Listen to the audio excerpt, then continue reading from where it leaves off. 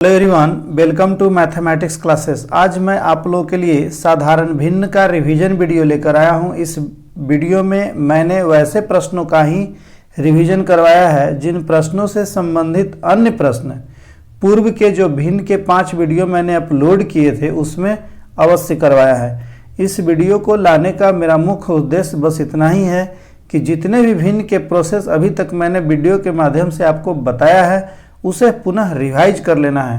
तो चलिए प्रश्नों की शुरुआत करते हैं।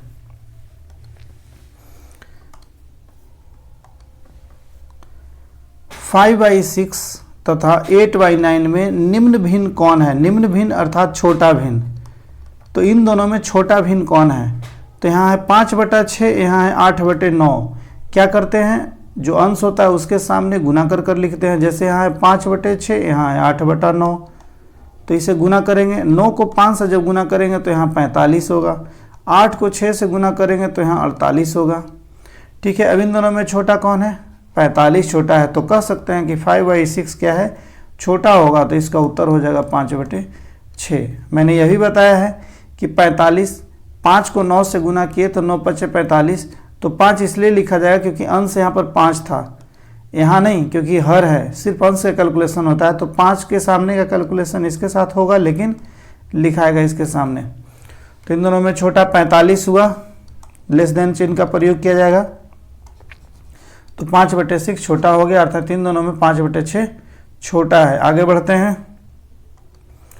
1/2, 3/4, 2/9, 9/11 को अवरोही क्रम में लिखें। अवरोही क्रम का मतलब होता है बढ़ते क्रम में लिखें।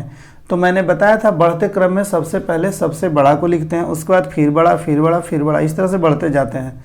तो अवरोही क्रम में सबसे पहले सबसे बड़ा को लिखा जाता है। अवरोही क्रम का मतलब होता है घटते क्रम। घटते क्रम, पहले इसमें चुनेंगे सबसे बड़ा कौन है। तो 1/2 और 3/4 का पहले कैलकुलेशन कर लेते हैं। तो यहाँ पर 1 को 4 से गुना करेंगे तो 4 होगा, और 3 को 2 से गुना करेंगे तो 6 हो गया। तो इन दोनों में बड़ा कौन हुआ? 6 हुआ, अर्थात ये हो जाएगा 6 का मतलब 3/4 बड़ा हो गया। अब इन दोनों का कैलकुलेशन कर लेते हैं। तो इन दोनों का जब कैलकुलेशन करेंगे, देखिए 3/4 और 2/9, तो 9 × 3 = 27, 4 × 2 = 8। तो इन दोनों में बड़ा हो गया 27, अर्थात 3/4 बड़ा हो गया। अब 3/4 के बाद 2/9 का कैलकुलेशन तो हो गया। 9/11, 3/4 और 9/11 का करेंगे। मैंने बताया है कि हर एक दूसरे का आपस में करते जाना है, उन दोनों में एक बड़ा निकालना है। तो देखिए 11 × 3 = 33 और 9 × 4 = 36। बड़ा कौन हुआ? 36 वाला हुआ, अर्थात 9/11 बड़ा हो गया। तो कह सकते हैं कि 9/11 बड़ा है। तो पहले लिखा है क्या? 9/11। घटते क्रम है। तो मैंने क्या बताया था? सबसे ज़्यादा बड़ा लिखाता है, फिर बड़ा, मतलब जब भी लिखते जाएंगे तो बड़ा ही लिखेंगे। तो अवरोही क्रम 9/11 है, तो इसमें ग्रेटर देन का सिंबल का प्रयोग करेंगे। 2 चिन्ह आगे, इसका मतलब ये बड़ा, इधर छोटा इसके बाद लिखाएगा। अब देखिए 9/11 को छोड़कर अब कैलकुलेशन करेंगे। अब बच गया 1, 2, 3, इन दोनों में बड़ा कौन? 3 दोनों का कैलकुलेशन किए थे तो बड़ा मेरा आया था 3/6 का मतलब 3/4 आया था। 3/4 और 2/9 का जब कैलकुलेशन किए थे तो कौन आया था बड़ा? 27, अर्थात 3/4। तो इसके बाद कौन होगा? 3/4 होगा। फिर मतलब इन दोनों में पहले ये बड़ा हुआ, फिर ये बड़ा हुआ। अब जो बचा हुआ है उन दोनों में कौन बड़ा है? हमेशा बड़ा ही लिखाएगा। अब इन दोनों में बड़ा कौन है? तो इन दोनों में बड़ा है 6 वाला, अर्थात नहीं, 6 वाला 3/4 तो हो गया। अब 2 बच गया, 1/2 और 2/9 बचा है। तो 1/2 और 2/9 का कैलकुलेशन मैंने नहीं किया, फिर से यहाँ कर लेते हैं। तो ये हो गया 9, ये हो गया 2 दूना 4। तो बड़ा कौन हुआ? 9 वाला हुआ। 9 का मतलब 1/2 हो गया, तो 1/2 होगा। फिर आइए ग्रेटर देन, अब कौन बचा? 2/9। तो यही इसका उत्तर हो गया। 9/11, 3/4, 1/2 और 2/9। यहाँ पर 9/11 सबसे बड़ा है और 2/9 सबसे छोटा है। अवरोही क्रम का मतलब घटते क्रम, अर्थात बड़े से छोटा की ओर लिखते हुए जाना है। लेकिन जब भी कोई टर्म लिखेंगे हमेशा बड़ा को लिखते जाएंगे, तो वह अवरोही क्रम में मिलेगा। अगले प्रश्न की ओर बढ़ते हैं। 5/7, 5/7, 9/10 एवं 7/9 का लघुत्तम समापवर्त अर्थात LCM क्या होगा? तो LCM के लिए मैंने बताया था, जब बटा का LCM हो तो बटा के ऊपर वाले का क्या करते हैं? LCM करते हैं। बटा के नीचे वाले को HCF करते हैं। यही जब HCF रहता तो बटा के ऊपर वाले को HCF करते, नीचे वाले को LCM कर लेते, मतलब बदल जाता। इतना ध्यान रहे कि LCM का मतलब बटा के ऊपर वाले का ही LCM होगा, HCF होगा तो बटा के ऊपर वाले का ही HCF होगा, लेकिन जस्ट उसके नीचे उल्टा हो जाता है। जैसे ऊपर LCM होगा तो नीचे HCF, ऊपर HCF होगा तो नीचे LCM, लेकिन LCM पूछा जाए तो इसका फॉर्मूला होता है LCM बटा HCF, अर्थात बटा के ऊपर अर्थात अंश का क्या करेंगे, LCM निकालेंगे। तो 5, 9 और 7 का क्या निकालना है हमको, LCM, ठीक है। और नीचे क्या बच जाएगा, 7, 10 और 9 का हमको यहाँ क्या निकालना है, HCF। अब देखिए LCM निकाला जाए, 5, 9, 7 का जब हम LCM निकालेंगे अर्थात लघुत्तम समावर्त, तो हो जाएगा, किसी से नहीं लगेगा, डायरेक्ट आप कर सकते हैं। 9 सत्ते 63, 5, 9 सत्ते 63 में 5 से गुना किया जाए तो 5 से 5 3 15, 5 बाकी बच जाएगा 1, 6 25 30 से 31, 315 होगा। अब इसका HCF निकालिए। HCF मैंने बताया था कॉमन, सब में कौन कॉमन है, 7, 10, 9 में कोई ऐसा अंक नहीं है कॉमन है, तो कुछ नहीं है तो एक ही मानेंगे। अब जब 7 HCF मैंने बताया था कि 7 को पहले 10 से करेंगे तो एक बार में लगेगा 7 3, फिर यहाँ आएगा 7 3 दूना 6 1, तो क्या हुआ, 1 आया HCF। अब 1 को 9 से कराएंगे तो 1 से 9 भी लग जाएगा, तो HCF कितना होगा, 1 होगा, अर्थात 315। 5/7, 9/10 एवं 7/9 का लघुत्तम समावर्त कितना होगा, 315 होगा, 315 होगा। ध्यान दें यहाँ बटा में था लेकिन HCF देख रहे हैं कैसे आ गया 315 में, इसलिए कहते हैं प्रोसेस से जब बनाएंगे तब सही रिजल्ट आएगा। लेकिन आपके माइंड में चल रहा होगा बटा में आएगा, लेकिन देखिए बटा में सिर्फ 1 आता, 1 का मतलब नथिंग, भाग देंगे वही होगा, तो 315 इसका उत्तर होगा। आगे बढ़ते हैं, देखिए 7/8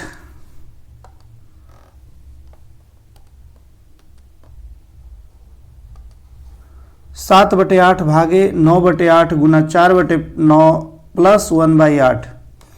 अब इसका कैलकुलेशन करना है, तो मैंने बताया है इस तरह कैलकुलेशन में क्या करते हैं हम, बॉड मास फार्मूला का यूज करते हैं। तो बॉड मास में ब्रैकेट का होता है, उसके बाद आगे ऑफ का, उसके बाद भाग का। तो यहाँ क्या सबसे पहले भाग है, तो अर्थात इन दोनों का कैलकुलेशन होगा, बाकी सब हूबहू लिखा जाएगा। तो इन दोनों का कैलकुलेशन करने के लिए क्या करेंगे, 7/8 लिखेंगे, फिर ये भाग है इसको गुना में बदलेंगे। जब गुना में बदलेंगे तो क्या होगा, भाग के बाद का जो अंक है ऊपर नीचे हो जाएगा, अर्थात ऊपर 8 हो जाएगा, नीचे 9 हो जाएगा। फिर आगे वाला हूबहू उसी तरह से रहेगा, 4/9 प्लस 1/8। अब देखिए कट रहा है तो काटिए, देखिए 8 और 8 कट रहा है, काट दीजिए। फिर आगे आइए, कुछ नहीं कट रहा है, तो 9 4 36 और 9 9 81 प्लस 1/8। अब इसका क्या निकालेंगे, भिन्न का जोड़ निकालेंगे। तो 81 को 8 से करेंगे तो कितना हो जाएगा, 8 8 80 64 648 हो गया। अब यहाँ कितना आएगा, 8, इसके साथ इसको भाग देंगे, क्या होता है, इन दोनों को भाग देंगे, 81 को इससे भाग देंगे तो 8 आएगा, 8 आएगा और 8 को इससे गुना कर देंगे तो कितना हो जाएगा, 8 6 48 के 8 बाकी हो जाएगा, मतलब भिन्न का जोड़ कर रहे हैं। तो यहाँ 8 आएगा, 8 6 48, 8 बाकी 4, 8 3 24 और 4 क्या हो जाएगा 28 प्लस यहाँ कितना हो जाएगा 81। अब जोड़िए, 8 1 9 और 8 8 16 का 6 बाकी 1 2 1 3 बटा 648। ये आपस में कटेंगे नहीं, 3 से भी नहीं कटेगा, 3 दूनी 6, हाँ 3 से कटेगा, काटिए इसको, 3 एकम 3, 3 दूनी 6, 3 3 9, ये भी कटेगा, 3 दूना 6, 3 एकम 3, 1 4 3 6 18। अब आगे देख लिया, 3 से कटता है, हाँ 3 से भी कटेगा, काटिए इसे, तो 3 से 3 4 12, 3 एकम 3, यहाँ भी 3 से कटेगा, 3 7 21, 3 दूना 6 72। अब देखिए अब नहीं कटेगा क्योंकि 41 अभाज्य संख्या हो गया, 41/72 यही उत्तर हो गया। 41/72 कैसा भिन्न है, यह उचित भिन्न है। यही जब ऊपर अंश बड़ा होता, हर नीचे छोटा होता, तो उसे कहते हैं अनुचित भिन्न। आगे बढ़ते हैं,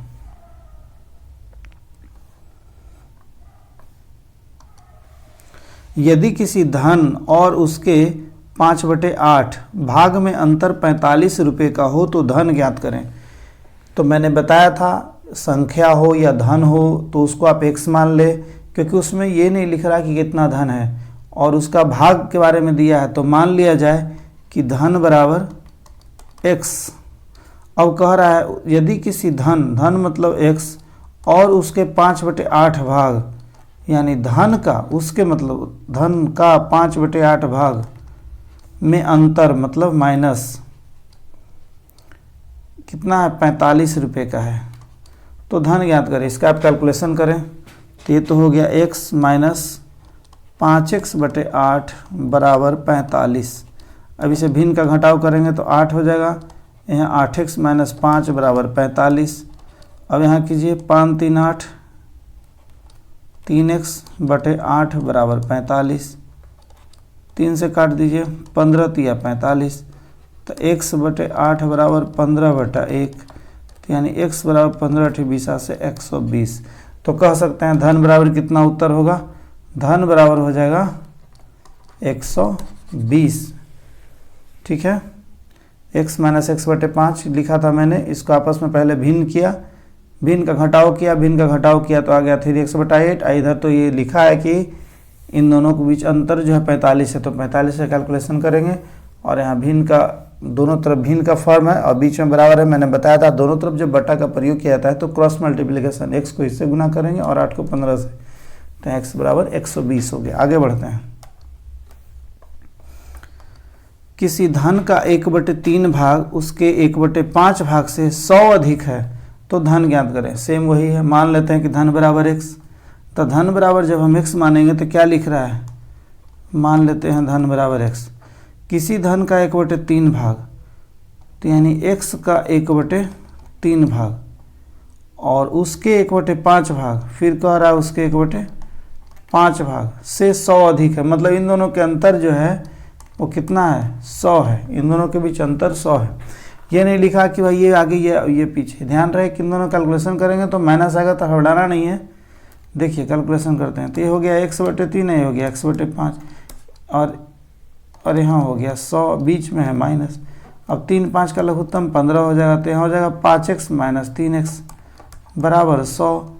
तो हो जाएगा 2x/15 बराबर 100। देखिए x को x से गुना करें x/3 माइनस x को x से गुना करें x/5 बराबर 100। अब 5 को 3 का लघुत्तम लेंगे तो 15 होगा। तो 3 5 15, 5x। अब 5 से इसका भाग देंगे तो 3 है, 3x। तो 5 में 3 घटाएंगे 2x/15, 2 से कट रहा है, काटिए, 50 दूना 100। तो x/15 बराबर 50/1 अर्थात x बराबर 15 × 5 = 75, 750 अर्थात धन बराबर हो गया 750। आगे बढ़ते हैं। किसी संख्या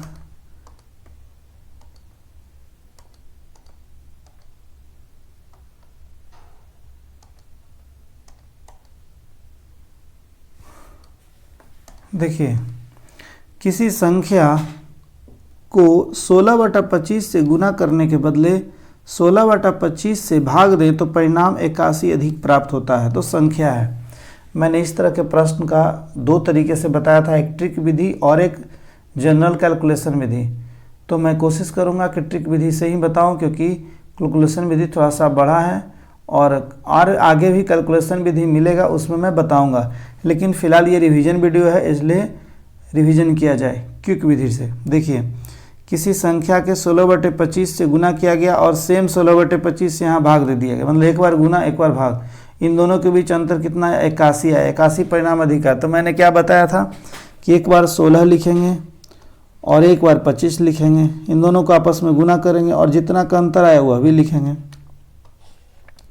16 गुने 25 गुने 81, 16 और 25 का कैलकुलेशन था और गुने 81 तीनों कर देंगे और एक बार दोनों को नीचे जोड़ेंगे और एक बार घटाएंगे, 16 + 25 और एक बार 16 - 25 नहीं लिखेंगे, 25 - 16 लिखेंगे। ठीक है, क्योंकि यदि 16 - 25 लिखते तो माइनस में आया था।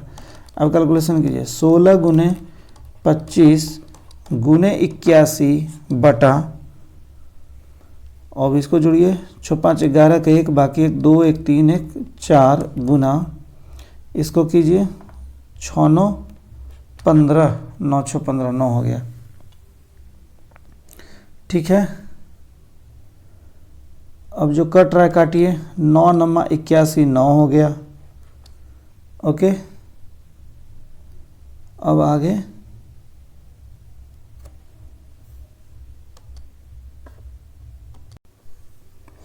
आगे करिए।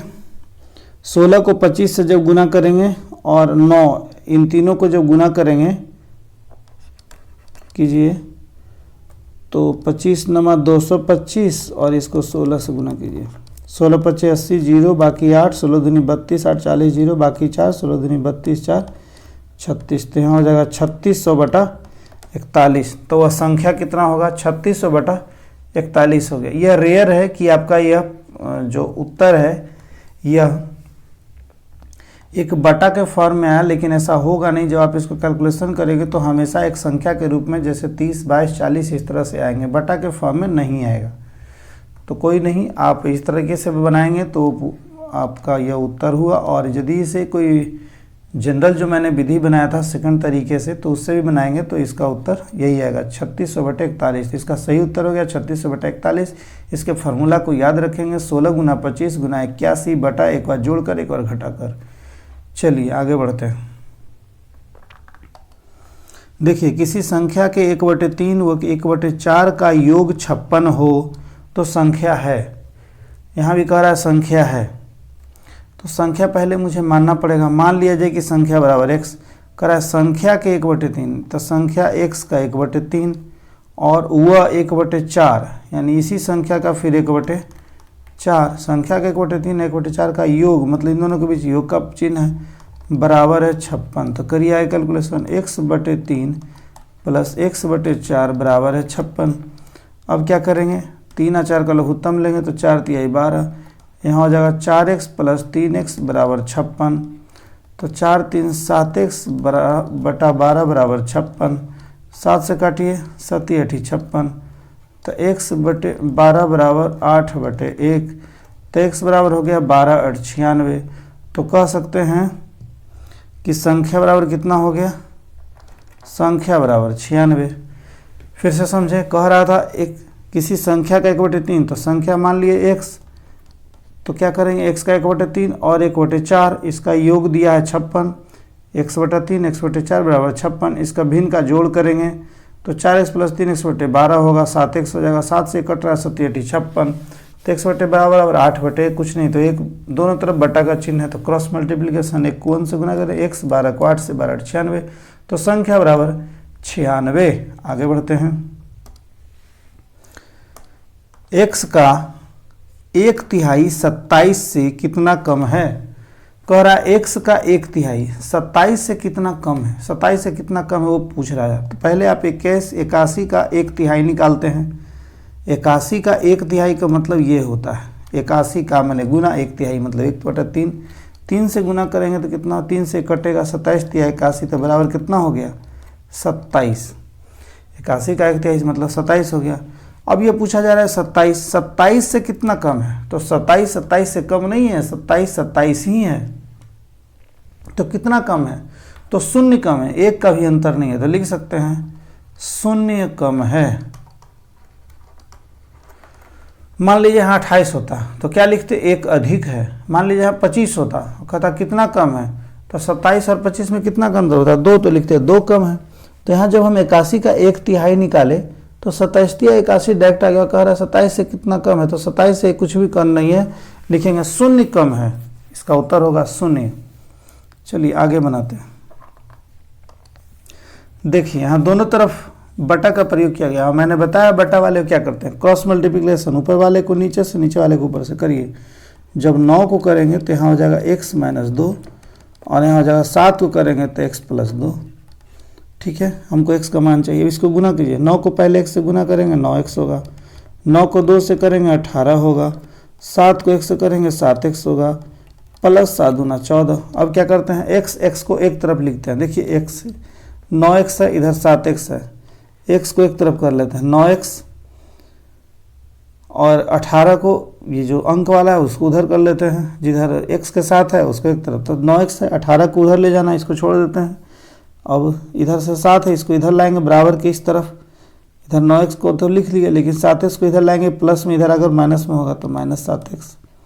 उसके बाद लिखेंगे बराबर, इधर क्या बचेगा? 7x जब इधर ले आए तो 14 बचेगा। अब मैंने इधर छोड़ा क्या था? -18, तो उधर जाकर क्या चीज़ हो जाएगा? +18। और 9 को 7 से घटाएंगे, कितना होगा? 7 दूना 2x। यहाँ देखिए 8 4 12 2, बाकी 1 1 1 2 1 3 32 हो गया। 2 से काटिए, 16 दूना 32। तो x बराबर कितना हो गया? 16,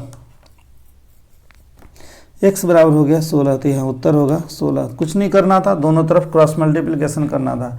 यहाँ ध्यान देना है कि किस तरह से कैलकुलेशन होता है। 9 को पहले 1 से गुना करेंगे तो 9x, 9 को 2 से करेंगे 9 दूना 18, माइनस माइनस में रहेगा। यहाँ 7 को सब गुना करेंगे तो 7x और 7 दूना 14। फिर क्या करेंगे, x को एक तरफ लिखेंगे और संख्या को एक तरफ। जब x को 9x था तो 9x लिखा गया, 7x इधर बराबर की इस तरफ है, दाहिनी ओर है, इसको बाईं ओर ले जाएंगे, ये प्लस में तो जाकर माइनस में हो जाएगा। उसी तरह से 18 को तो यहाँ छोड़ दिए, इसलिए छोड़ दिए क्योंकि यहाँ x नहीं है, तो मैंने ये डायरेक्ट कैलकुलेशन किया। फिर बराबर लिखने के बाद जब बराबर लिख दिए तो बराबर के बाद कौन सा बचा, 14, तो 14 लिखेंगे। छोड़ा किसे था, 18 को, उधर जाकर प्लस में जाएगा, माइनस में तो प्लस में। अब आगे 8 4 12 2, बाकी के एक दिन 32 हुआ, 2 से कट रहा 16 दूना 32, x का मान 16। आगे बढ़ते हैं। राधा अपनी आय का 2/3 भाग, राधा अपनी आय का 2/3 भाग रहने तथा खाना पर, मतलब दोनों पर कह रहा है, रहने और खाना दोनों पर 2/3 भाग खर्च करता है। किसका, आय का, तथा शेष अपने पास बचा लेती है। शेष जो पैसा है वो अपने पास बचा लेती है। यदि राधा की आय 100 हो तो उसके पास कितने पैसे बचते हैं। कहा जा रहा है कि राधा की आय 100 रुपये है तो कितने रुपये बचाती हैं। पहले ध्यान दें, कह रहा राधा अपनी आय का 2/3 भाग रहने और खाना पर खर्च करता है। तो रहने और खाना पे खर्च लिखेंगे, रहने तथा खाना पर खर्च बराबर टोटल कितना रुपया उसका आमदनी था, तो उसका आमदनी टोटल 100 रुपया है। ठीक है, तो 100 गुना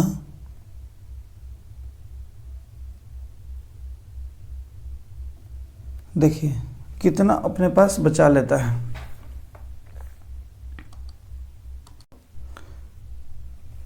100 गुना 2/3, 100 तो उसका आमदनी था और कहा जा रहा है 2/3 भाग रहने और खाना पर खर्च करता है। तो जितना पैसा है उसका 2/3 हम निकालेंगे कितना रुपया होता है, तो इसका 2/3 जब निकालेंगे तो हो जाएगा 200/3। अब इसका कैलकुलेशन कर सकते हैं।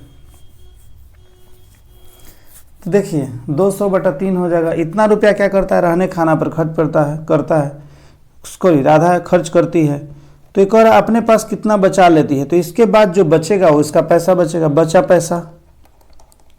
पैसा बराबर कितना होगा, तो बचा पैसा उसके पास टोटल कितना था, 100 रुपया था, और 100 रुपया में से 200/3 को घटा लेंगे, क्योंकि 200/3 रुपया तो ये खर्च कर दी रहने और खाने पर।